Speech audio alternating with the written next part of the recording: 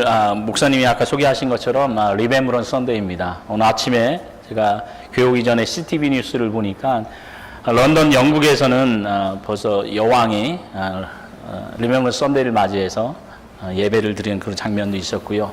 캐나다의 많은 교회들이 리멤브런스 데이가 이번 이제 수요일인데 오늘 우리가 같은 시간에 이제 먼저 이 나라를 위해서 또 세계 평화를 위해서 희생했던 많은 사람들 기리고 또 그 가족들을 위로하는 그런 시간을 갖게 됩니다. 특별히 오늘 제가 한인교회에서 킹스 한인교회에서 함께 예배드릴 수 있음을 감사드리고 또 오늘 하나님의 말씀 나눌 수 있도록 배려해 주신 우리 목사님과 교회에 감사드립니다. 기도하겠습니다.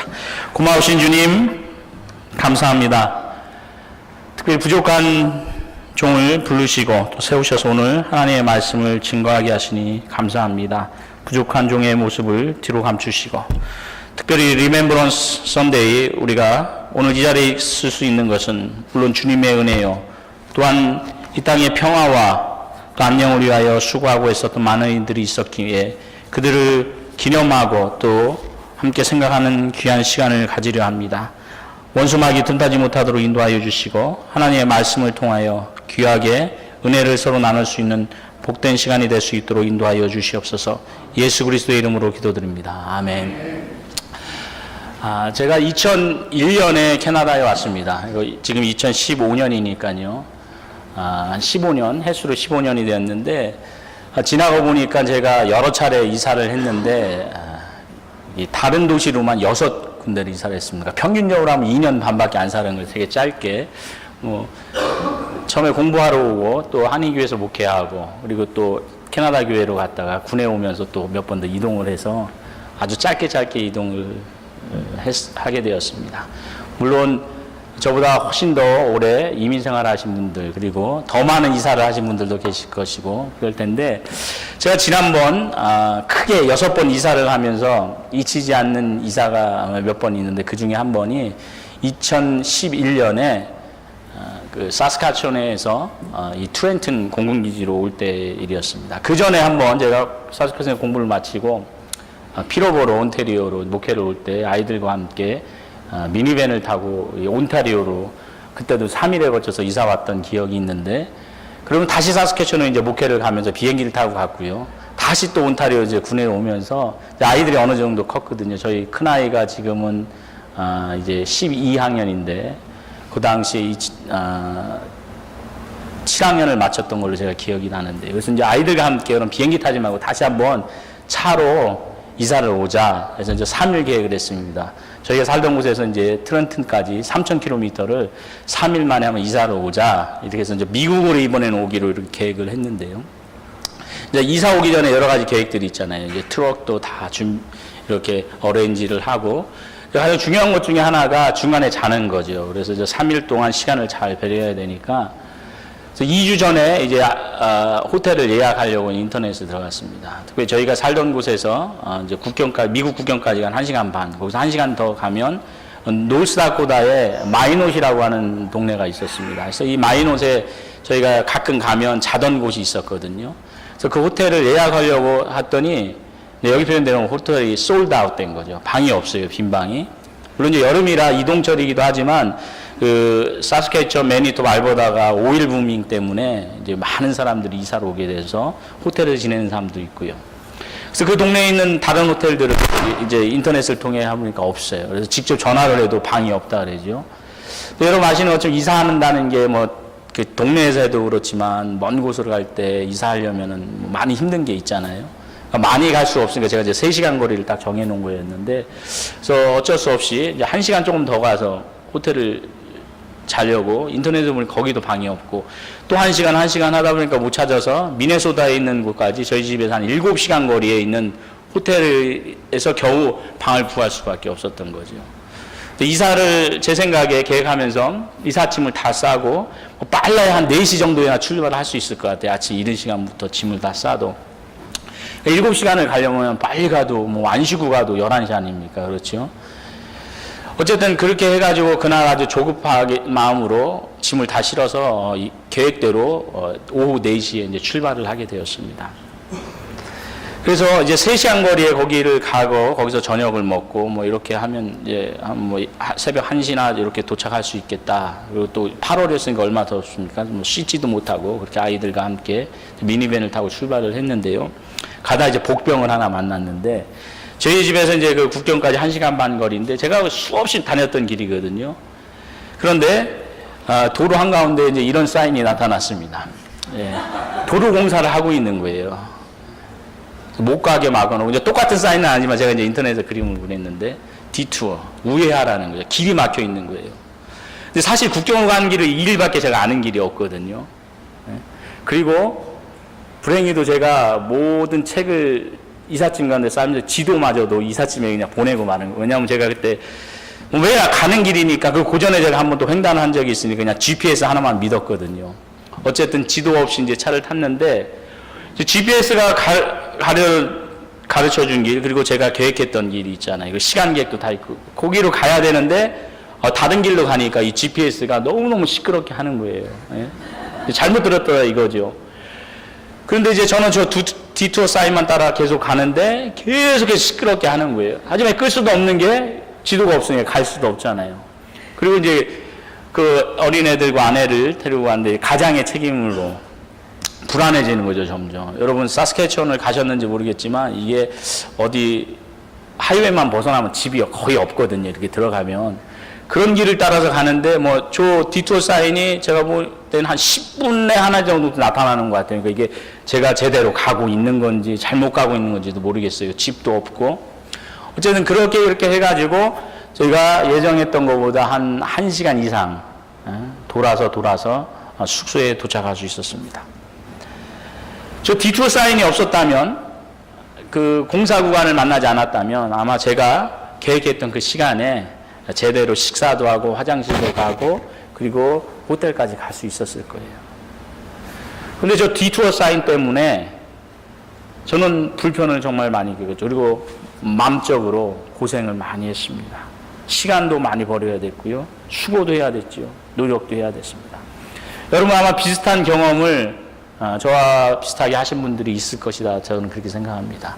뭐 킹스턴만 해도 그렇잖아요. 그렇죠. 이 프린세스 스트리트를 제가 이제 출근할 때 이용하는데 보통 저희 집에서 부대까지 20분이면 가거든요. 근데 어느 날 아침에는 가는데 도로를 막아놨어요. 디토선에 하는 바람에 제가 조금 늦은 적이 있었습니다. 이처럼 우리는 우리의 삶에 있어서 계획을 갖고 있습니다. 시간 계획도 물질 계획도 다 계획이 있으시잖아요. 자녀들에 대한 계획도. 우리 학생들도 역시 여기서 공부하고 어떻게 하고 계획이 다 있는데 이 계획대로 되냐 하면 그렇지 않잖아요. 그러니까 내 계획대로 되지 않으면 불편하거든요. 수고도 많이 해야 됩니다. 때로는 물질도 많이 써야 되고요. 시간도 많이 써야 되고 노력도 더 많이 해야 돼요. 이것이 바로 돌아가는 삶의 불편함인데 오늘 목사님께서 읽으셨고 우리가 함께 읽었던 누가복음에 보면 이렇게 원래 계획했던 삶이 있는데 그래서 돌아서 가는 한 사람의 이야기가 나오고 있습니다. 우리는 그 사람을 선한 사마리아인이라 이렇게 부릅니다. 여러분 수없이 이 설교 들으셨죠? 그리고 어릴 적부터 교회에서 자라신 분은 우리 주일학교 선생님들 통해서 수없이 이야기를 들으시고 뭐 그림 색칠도 하고 수없이 많이 하셨을 거예요. 그런데 이 말씀에서 오늘 주목해야 할 것이 하나 있는데요. 30절 보면 예수께서 대답하여 이르시되 어떤 사람이 예루살렘에서 여리고로 내려가다가 강도를 만나매 이런 표현이 나오고 있습니다. 자, 유대인이 나오고 있습니다. 이 유대인이 예루살렘에서 여리고라는 곳으로 내려가다라고 하는 표현이 있습니다. 이 내려가다라는 표현은 뭐 우리 가족들이 친구가 토론토에서 킹스턴으로 내려왔다 이런 내려오는 표현이 아니라 정말로 높은 지역에서 낮은 곳으로 내려가는 걸 표현하는데요. 좀 그리자가 잘 안 보이시는데 한번 보시면 예루살렘이 이제 지형이 이렇습니다. 여기가 이제 해수면인데 예루살렘이 해발 498m 지역에 위치하고 있었습니다. 거의 500m 지역, 아주 높은 곳에 위치한 도시고 반대로 여리고는 해저 260m 거리입니다. 그러니까 두 개를 합치면은 한 758m 이런 차이가 있는 이렇게 가파른 지역이었습니다. 그리고 그림을 하나 더 보여드리면 잘 보실지 모르겠지만 이런 지역이 바로 여리고에서 예루살렘 여리고로 나온 것입니다. 이것도 뭐 요즘이나 이렇게 닦인 도로지요. 그 당시에는 길이 험하고 돌이 많고 이런 지역이었습니다. 그래서 거의 매일 밤 도둑들이, 강도들이 출현하는 그런 아주 위험한 곳이었어요. 그리고 돌 뒤에 숨어 있다 나타나기도 하고, 이런 곳을 지나다가 유대인이 강도를 만난 거죠. 강도를 만나서 가진 거 다 빼앗기고 옷도 다 벗겨진 채 지금 죽음 앞에 맞닥뜨리고 있습니다. 오늘 이 불쌍한 유대인, 예루살렘으로에서 여리고로 가다 그렇게 된 거지요. 정말 독한 강도를 만났습니다. 여러분이 잘 아시는 것처럼, 그런데 이 길을 지나는 사람이 있었습니다. 한 사람은 레위인이었고 또 한 사람은 제사장이었지요. 제사장과 레위인. 근데 성경에는 명확하게 이 두 사람이 여리고에서 예루살렘으로 올라가던 길이었는지 예루살렘에서 여리고로 내려가는 길에서는 기술하고 있지 않아요. 어쨌든 두 사람이 지나가는데 이 사람들이 어떻게 지나갑니까? 오늘 말씀 31절과 32절을 보면 마침 한 제사장이, 그리고 32절 또 이와 같이 한 레위인이 그곳에 이르러 그를 보고 피하여 지나가되, 두 사람 모두 똑같은 표현이 있습니다. 한 사람이 죽어가는 걸 보았는데 그것을 피하여 지나갔다라고 이렇게 표현하고 있습니다. 정확한 이유를 또 성경은 말하고 있지 않습니다. 하지만 우리가 생각할 수 있는 것은 아마도 나름대로 이유가 있었겠지요. 이 제사장이나 레위인이 피했던 이유가 아마도 저는 그렇게 생각합니다.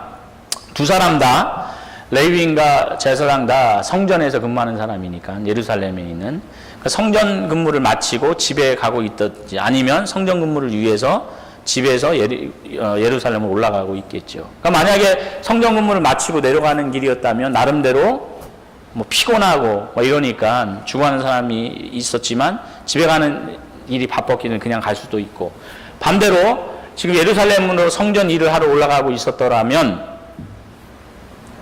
자기들이 가지 않으면 성전에서 제사가 이루어질 수 없지요. 그러니까 이 사람을 돕는 일보다 성전 가는 일이 급하다고 먼저라고 생각하고 그냥 지나갈 수도 있었습니다. 그리고 무엇보다도 큰 이유는 아마도 이 제사장이나 레위인은 강도 만난 사람을 돕는 것이 낭비라고 생각했는지도 모르겠습니다. 지금 나도 바쁜데 빨리 가봐야 하는데, 그리고 내가 시간 계획이 있고 내가 나름대로 가족과 보내야 되는 계획도 있고, 그런데 왜 생판 모르는 저 사람을 위해서 내 귀중한 시간과 물질을 낭비해야 되는가라고 생각했는지도 모르겠습니다. 그런데 또 한 사람이 지나가지요. 바로 사마리아인이었습니다. 이 사마리아는 어떠합니까, 여러분? 똑같이 그 길을 지나가는데 오늘 33절 말씀은 이렇게 이야기합니다. 어떤 사마리아 사람은 여행하는 중 거기 이르러 그를 보고 불쌍히 여겨. 보는 것까지는 똑같지요. 레위인이나 제사장처럼. 그런데 이 사람은 어떻겠습니까? 불쌍히 여겨. 무엇인가를 했다는 얘기지요. 그냥 동정심만 들었다는 게 아닙니다. 레위인, 제사장, 이 사람도 똑같이 봤어요. 아마 그 마음속에 동정심이 있었을 거예요. 아마 죽어가는 그 사람을 보고 불쌍하다는 생각을 했을 것입니다. 솔직히 앞서 지나간 제사장, 레위인 이 정도의 마음만 했을 것입니다. 하지만 단순히 불쌍한 마음만 들고 끝나면 아무 소용이 없는 거죠. 불쌍한 마음이 드니 구체적으로 내가 어떤 행동을 하느냐가 중요합니다. 그 제사장과 레위인은 불쌍한 마음이 있긴 했는데 자기 일이 더 급해서 낭비하는 게 싫어서 그냥 지나가는 거죠. 하지만 사마리아 사람은 불쌍한 마음이 든 후에 구체적인 행동에 착수합니다. 그것은 바로 그 죽어가는 유대인을 도운 거죠. 그의 생명을 구하게 되는 것입니다. 여기서 간단히 이 사마리아인이 왜 대단한 사람인가를 깨달아야 합니다. 저는 세 가지로 생각을 하는데요. 이 사마리아인은 자신의 한계를 극복한 세 가지 한계를 극복한 사람이었습니다. 첫째는 이 사마리아인은 유대인을 도왔다는 것입니다. 뭐 아시는 분도 많이 계시겠지만요. 역사적으로 보면 이 유대인들은 사마리아 사람들을 개만도 취급 안 하게끔 아주 학대하고 그렇게 취급하는 사람들이었습니다. 왜냐하면 유대인들은 선민 사상을 가지고 자기들만이 하나님으로부터 선택받은 민족이라는 세상에 투철한 사람들이잖아요. 그런데 그러다 보니까 이방인들을 이렇게 무시하는데, 특별히 이방인과 유대인 사이에 혼혈로 태어난 이 사마리아 지역 사람들을 더욱더 무시하게 된 거, 오히려 이방인들보다 더 멸시하게 된 거죠. 그래서 이 사마리아인은 아마 평생 자기가 그 나이까지 지내면서 이 유대인들로부터 엄청난 모멸감, 또 학대, 그런 취급들을 받았을 것입니다. 자기뿐만 아니고 자기의 가족들, 친지들, 친구들 모두가 그랬을 것입니다. 그런데도 불구하고 이 사마리아인이 자기를 그렇게 취급했던, 자기의 가족들을 취급했던 유대인을 지금 돕고 있는 거죠. 이런 한계를 극복했고요. 두 번째는, 사마리아는 정말 바쁜 사람이었습니다. 성경에는 그가 무슨 일을 하는지, 어떤 직업을 가진 사람인지 안 나와 있지만 34절에 보면 이런 표현이 있죠. 가까이 가서 기름과 포도주를 그 상처에 붓고 싸매고 자기 짐승에 태워. 자기 짐승이라고 한국어 성경은 표현하지만 영어 성경은 보면 당키로 표현합니다. 나귀죠, 나귀, 당나귀. 그러니까 그 당시에 이런 길을 당나귀를 타고 여행하던 사람이다라고 한다면 아마도 비즈니스맨, 지금으로 표현하면 상인이었을 것이다. 무엇인가 물건을 사러 여리고와 예루살렘을 오고 가는 그런 상인이었을 거라고 그렇게 추측할 수 있습니다. 여러분, 비즈니스맨에게 가장 소중한 게 뭘까요? 물론 이제 재화가 가장 소중하겠지만 무엇보다도 시간이 중요하죠. 거기서 머무를 시간이 없는 사람이죠. 만약에 내가 지금 무슨 물건을 여리고나 그 먼 곳에서 사갖고 지금 가고 있어요, 예루살렘으로. 근데 제 시간에 도착하지 못하면 이 물건을 살 사람이 없어질 수 있는 거죠. 아니면 지금 사갖고 있는 물건이 변해서 팔 수 없는 무용지물이 될 수도 있거든요. 반대로 지금 예루살렘에서 여리고로 어떤 물건을 사러 가고 있는데 거기서 팔 사람을 만나기로 약속이 되어 있는데 제 시간에 못 가면 이 물건이 없어질 수도 있고, 있다 할지라도 내가 계약을 위반해서 더 많은 돈을 내고 사야 되는 그런 일을 경험할 수도 있거든요. 시간이 금 같은 사람입니다. 그런데도 불구하고 이 사마리아인은 그것을 감수한 채, 극복한 채 이 죽어가고 있는 유대인을 도와주고 있습니다. 그리고 더한 것은 무엇이었냐면, 아마도 제 생각에 이 사마리아인은 비즈니스를 하고 있는 사람이 되게 명석한 사람이었다 생각해요. 그런데 이 명석한 사마리아인이 또 알고 있었던 것은, 이미 한 사람이 여기서 강도를 만나서 거의 죽어가고 있거든요. 모든 걸 빼앗기고. 분명 그 강도가 다시 나타날 수 있거든요. 아니면 다른 강도들이 이 길을 한두 번 왔다 갔다 한 사람이 아니잖아요. 돌 뒤에 숨어서, 바위 뒤에 숨어서 언제 나타나서 자기에게 똑같은 해를 가할지도 모르거든요. 그런 위험함이 있습니다. 그럼에도 불구하고 지금 이 사마리아인은 죽어가는 유대인을 도와주고 있습니다. 그렇기 때문에 사마리아인은 엄청난 낭비도 감수하고 있습니다. 지금 얼마나 손해를 많이 보고 낭비하고 있는지 한번 살펴보겠습니다. 자, 34절과 35절입니다. 가까이 가서 기름과 포도주를 그 상처에 붓고 싸매고 자기 짐승에 태워 주막으로 데려가서 돌보아주니라. 최소한 한밤을 거기서 시간을 보내는 거죠. 그리고 자기가 갖고 있었던 비상약품이었던 기름과 포도주를 다 붙였습니다. 아마도 한숨도 못 잤을 것 같아요. 그 사람을 돌보느라고. 35절 다 같이 읽으시겠습니다. 그 이튿날 그가 주막 주인에게 데나리온 2를 내어주며 이르되 이 사람을 돌보아주라. 비용이 더 들면 내가 들어올 때에 갚으리라 하였으니. 자, 밤을 꼬박 새고 다음날 주막, 한국말로 주막, 영어 성경 인으로 표현하고 있어요. 쉽게 이제 모텔이라고 생각하면요.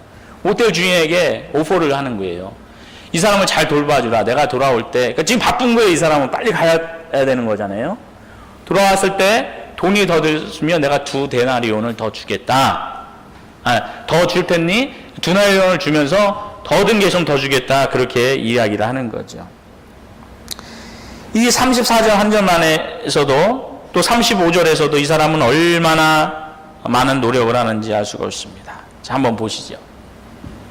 자, 당시 하룻간 호텔 숙박비를 한번 계산해 보겠습니다, 여러분. 자, 호텔 숙박비.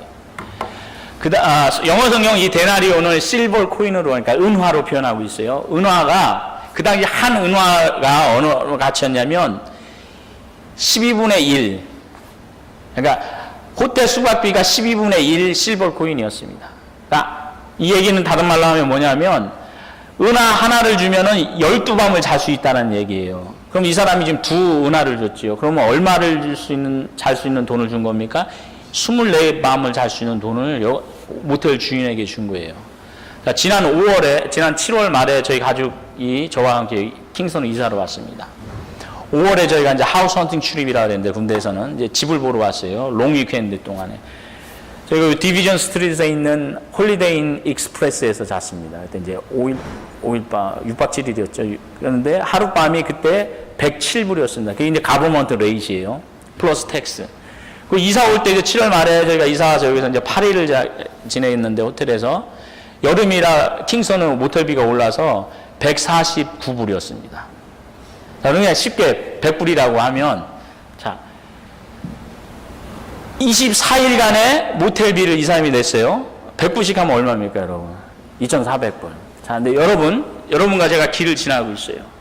근데 어떤 사람이 강도를 만나서 죽어가는 게 보여요. 치유로 다 할 수 있죠, 그렇죠? 차에 있는 비상약품 갖고 치료를 다 해요. 이 사람이 보니까 금방 안 날 것 같아. 호텔에 들어갔어요. 호텔비 얼마를 내야 되는 겁니까? 2,400불을 지불한 거죠. 우리가 가진 것을 떠나서, 많고 적음을 떠나서 저와 여러분이 얼마나 많은 분들이 정말로 그 사람을 정성껏 치유하고 그것도 모자라서 2,400불을 주면서 내가 돌아올 때 돈이 더 들면 갚겠다라고 말할 수 있겠습니까? 바로 선한 사마리아인이 그 죽어간 유대인을 향해서 했던 일입니다. 여러분, 어찌 보면 이 사마리아인은 낭비를 했는지 모르겠습니다. 그런데 이 사람의 낭비는 그냥 낭비가 아니죠. 거룩한 낭비입니다. 저는 그렇게 부르고 싶습니다. 왜 거룩한 낭비입니까? 그냥 나 자신을 위해서 혹은 내 욕심을 위해서 썼다면 쓸데없는 낭비일 것입니다. 하지만 다른 사람의 생명을 구하기 위해서 한 낭비이기 때문에 이 낭비는 거룩한 낭비라고 불릴 수 있을 것입니다. 여러분, 우리의 삶에서 우선순위가 있습니다. 모두 다 자기의 가치에 따라서 우선순위가 다르죠. 어떤 분은 이런 것이, 어떤 분은 저런 것이 가치입니다. 그런데 생명을 구하는 일보다 우선순위가 될 수 있는 것은 없습니다. 목사인 제가 예배를 인도하기 위해서 집을 오고 있어요. 교회를 오고 있어요. 집을 떠나서. 근데 거기서 교통사고가 나서 죽어가는 사람을 보고 있다. 그럼 저는 어떻게 하겠습니까? 그냥 제가 교회로 와야 될까요? 예배 인도해야 될까요? 여러분 기다리시잖아요. 분명히 나는 죽어가는 사람을 살려야 된다고 생각해요. 그것이 하나님이 기뻐하시는 일이라고 저는 그렇게 생각합니다. 다른 사람의 생명 앞에서 손해 이익을 따지고 우선순위 따지고 낭비냐 아니냐를 따지는 것은 분명히 잘못된 것입니다. 생명 구원은 그만큼 모든 우선순위를 초월하는 가장 급하고 중요한 문제이기 때문입니다. 세상에 다른 사람의 생명을 구하는 것보다 더 중요한 것이었습니다. 사랑하는 여러분, 지금 사마리아인은 자기 갈기도 바쁜데, 그래서 제사장이나 레위인처럼 보고도 그냥 피해 지나가며 가장 쉽고 빠른데 손해보고 낭비할 일도 없는데 이 사마리아인은 먼 길을 돌아서 가고 있습니다. 그래서 결국 한 사람의 생명을 살렸습니다.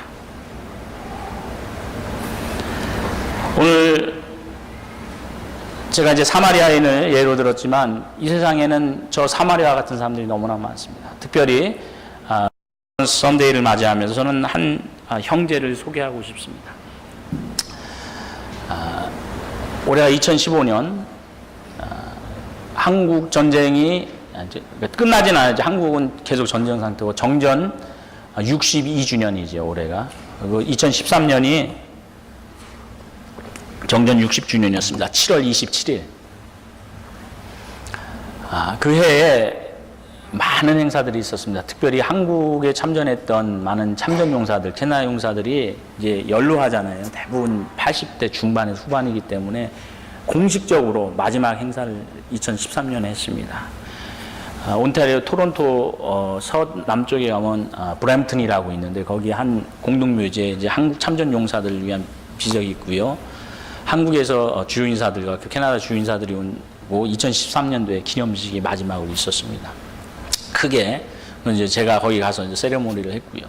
그리고 그 해에 많은 곳에서 행사가 있었고 특별히 한국에 있는 방송사들이 많은 다큐멘터리를 만들어서 방영을 했습니다. 특별히 제가 기억하기는 KBS 스페셜로 기억을 하는데 한 형제 이야기가 있었습니다. 제목은 헐시 형제 이야기라고 하는 제목이었습니다. 보시는 것처럼 헐시라고 하는 라스네임을 가졌는데요.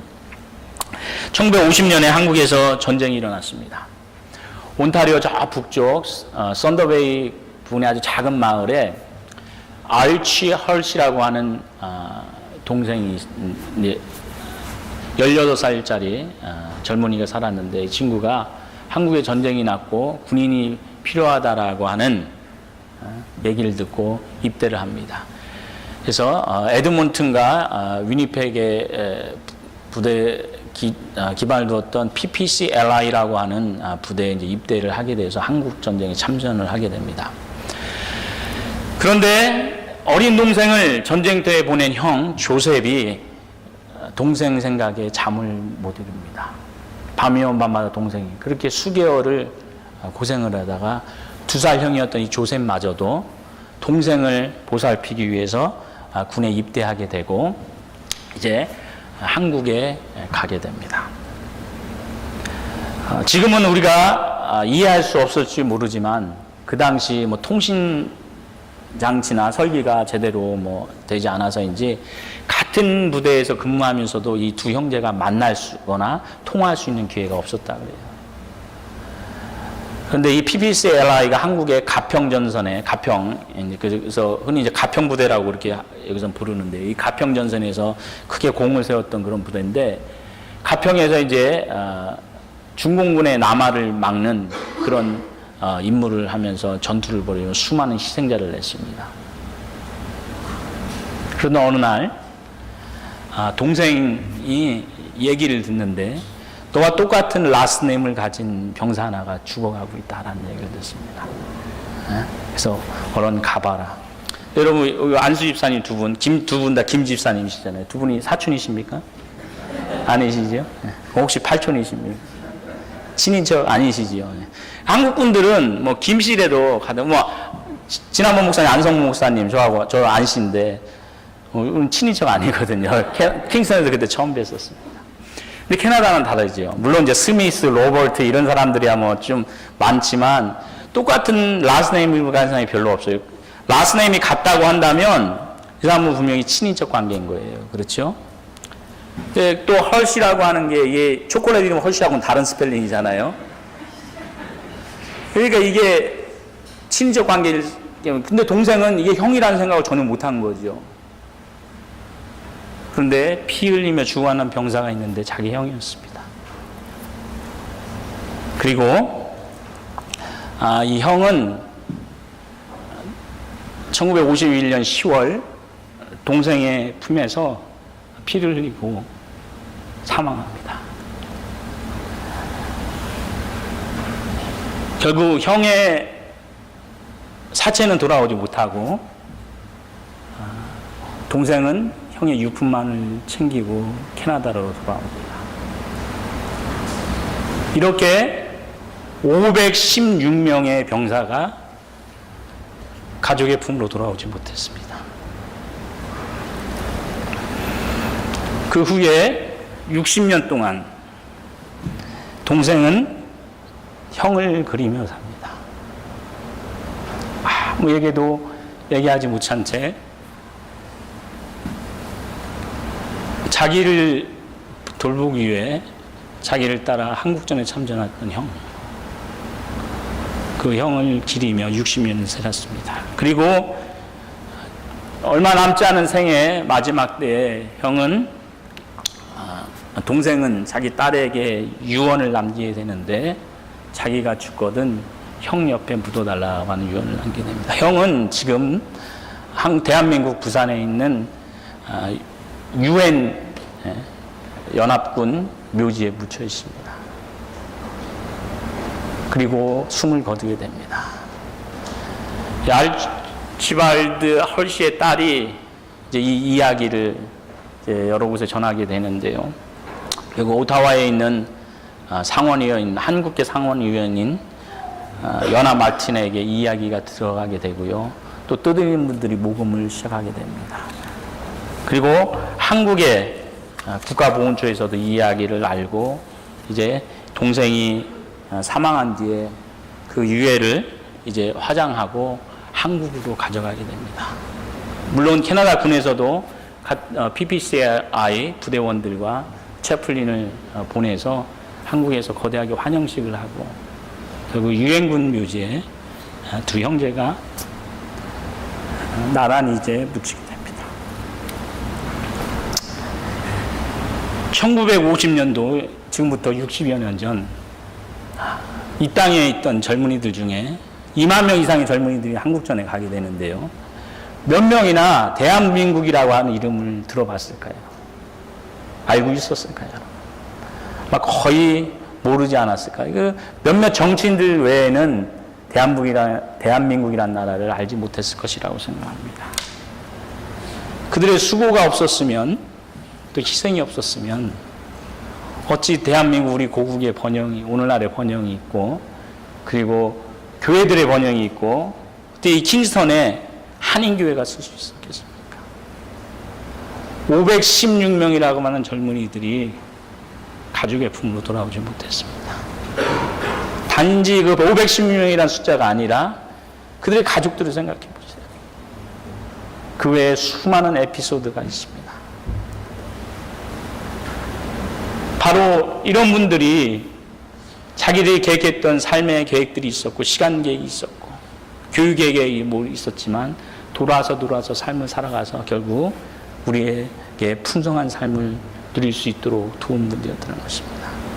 특별히 리멤버런스 선데이를 보내면서 우리 부대에 이제 RMC하고 여기 CF 킹스턴에 근무하는 우리 한인 형제들이, 자매들이 있고 또 RMC 카데트들이 있는데 우리가 오늘은 이제 유니폼을 입고 오자 그랬는데 우리 잠깐 일어날까요? 우리 군인들, 우리 김용필 집사님은 오늘 정장하고 왔는데 잠깐 일어나시죠. 우리 병사들 또 RMC 우리 학생들은 오피스 카데트는 많이 오지 않았지만 우리 또 우리 이재원 형제는 다음 주는 또 몬트리올로 가잖아요.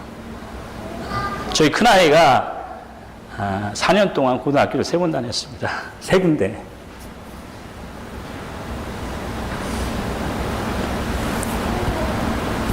또 지금 훈련받고 있는 형제들이 있고 오늘 많이 오지 않았지만 바로 이분들의 수고가 또 평화를 지키고 우리 우 권사님도 가족이시잖아요. 네? 우리 축복하며 박수 한번 하겠습니다. 앞으로 또 평화를 이 나라를 지키고 또 우리 흔히 말하는 캐네디언들의 그 밸류를 지키기 위한 사람들입니다. 수고가 헛되지 않기 위해서 여러분 계속해서 기도해 주시고 격려해 주시고 한치죠. 그리고 우리가 또 잊지 말아야 할 한 가지가 있습니다. 그 삶을 돌아서 사셨던 한 분이 있습니다. 바로 그분은 우리 예수 그리스도십니다. 이사야 49장 15절은 이렇게 말씀하시고 있습니다. 여인이 어찌 그 젖먹는 자식을 잊겠으며 자기 태에서 난 아들을 긍휼히 여기지 않겠느냐. 그들은 혹시 잊을지라도 나는 너를 잊지 아니할 것이라. 우리 하나님의 약속의 말씀입니다. 많은 어머니들 여기 계시지요. 자, 젖먹이며 아이들 기르셨잖아요. 그 아이들 잊을 수 있으십니까? 그 아이가 아무리 잘못하고 나에게 칼을 들여대도 우리 어머니들은 잊지 못할 거예요. 아버지하고 다르지요.